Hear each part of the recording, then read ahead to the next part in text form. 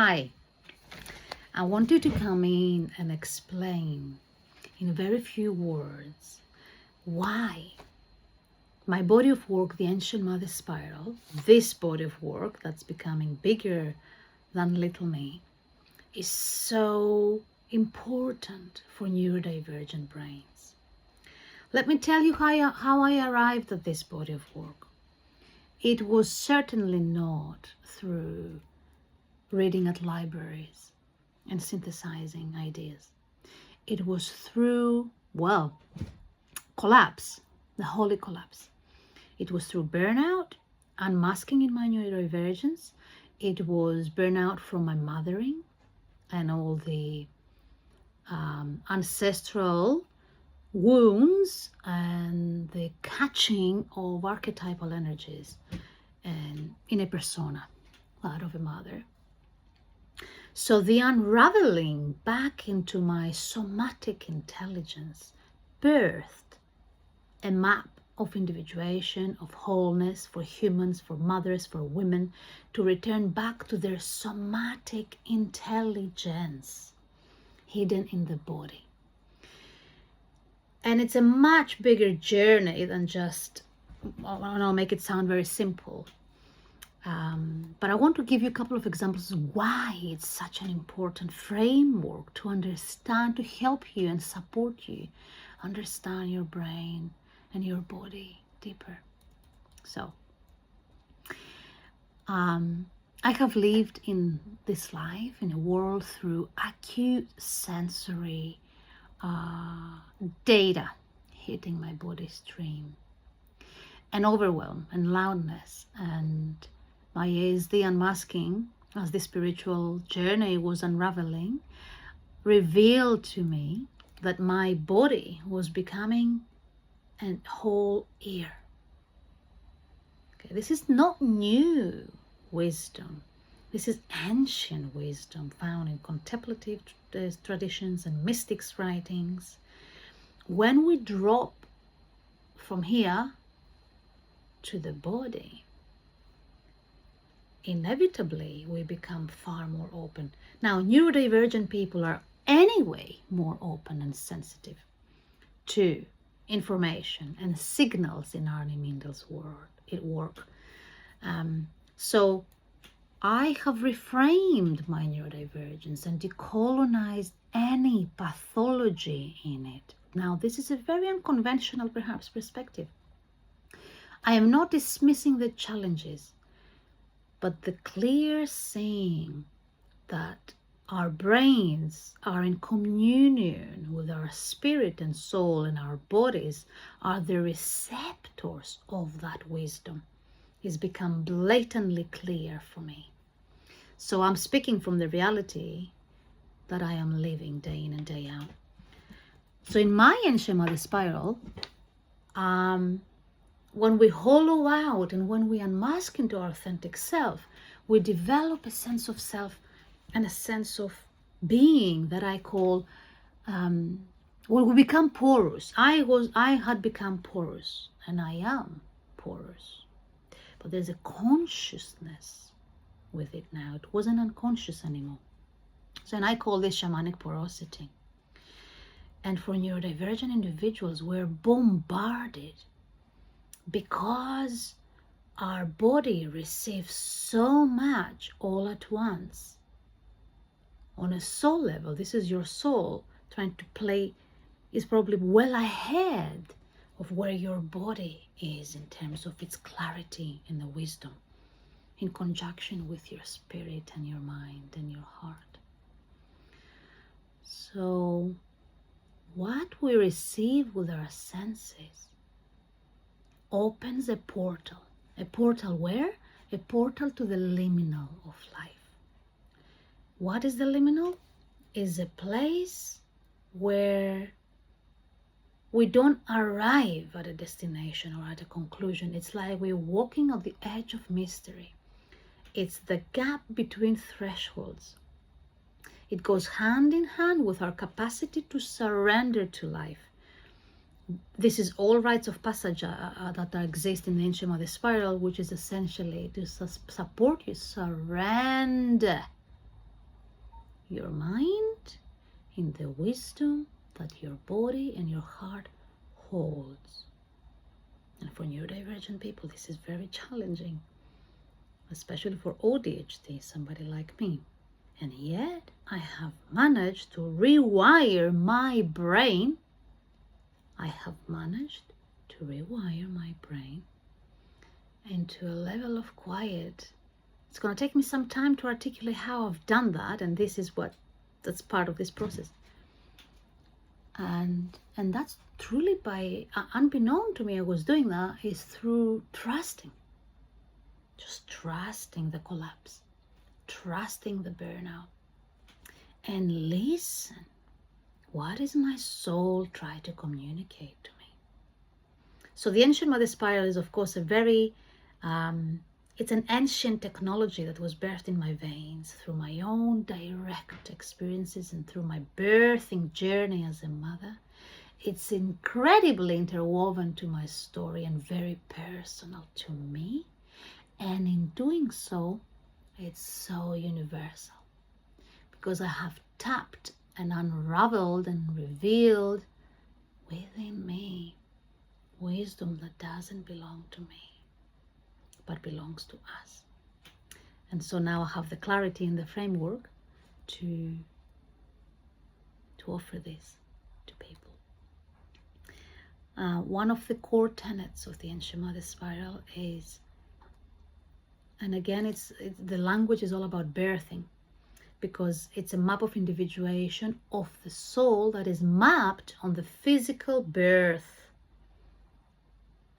Exactly the process that we are following as humans to arrive at this plane of earth.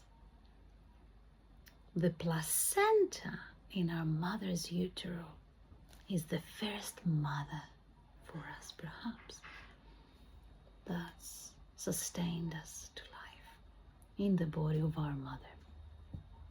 And so I use the word somatic placenta, inspired from that.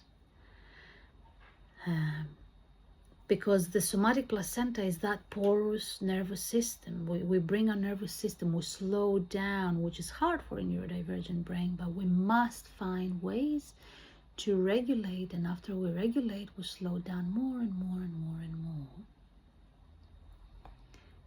And our nervous system builds more and more capacity to withstand the heat of transformation that our soul holds in storage for us. Okay? As a map, it's spiralic, it rejects any linearity. I operate and live in a world through flow. That's the authentic nature of an ADHD brain. And when we become embodied in moving and navigating life from what I call the soul, the ancient Greeks called it the kairos. Kairos is the soul time. Everything has to be conscious and slow in my life now. I cannot multitask anymore like I used to in my masked self. I cannot go fast anymore. Whenever I go fast, my body now tells me immediately. So everything comes back to simplicity. And when we come back to simplicity, paradoxically, it looks like a shrinking. But with the guidance of the ancient mother spiral, a whole other world opens up. And this is the soul window. This is the opening of your soul's gifts, what you're here to do on this planet Earth, why you were sent on this planet Earth, what is your purpose in life. And I am bowing already at the spirit that birthed you, because having been through the journey, I know you hold medicine. And of course, it's a very depathologizing framework. It totally depathologizes any kind of sense of disorder and any disruption. In the spiral, we don't see regressions or setbacks or even meltdowns, we don't see them as regressive points. We actually see them as spiralic returns. And so opportunities for the psyche to recalibrate with your nervous system. Something needs to align. There's nothing wrong with you. I am viewing unmasking as a huge rite of passage for the soul to come through. For neurodivergent people who are attuned to justice, to the heart of justice, this links completely with the contemplative traditions and the deep heart of justice.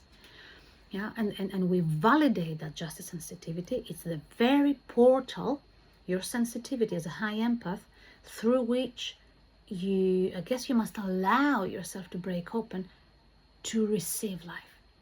I know it's a much more nuanced journey, and I offer one-to-one spiral journeys for neurodivergent people where we'll really learn to slow down and to also use that energy, because sometimes we confuse anxiety with passion. So we're really tuning into the qualities of your congruent personality and your energies. What was really, really a big part of my journey was when I collapsed with my third baby as an acute burnout. From a spiritual perspective, my soul erupted with the fire body, what I now understand to be the fire body. Now, perimenopause and neurodivergence is a whole other initiation. What the Ancient Mother Spiral provides is opportunities to complete these rites of passage. Okay? We pathologized everything, we sanitized everything, we've given pills to women to shut them up. And the Ancient Mother Spiral is here to bring the mother and the woman back in the center where she belongs.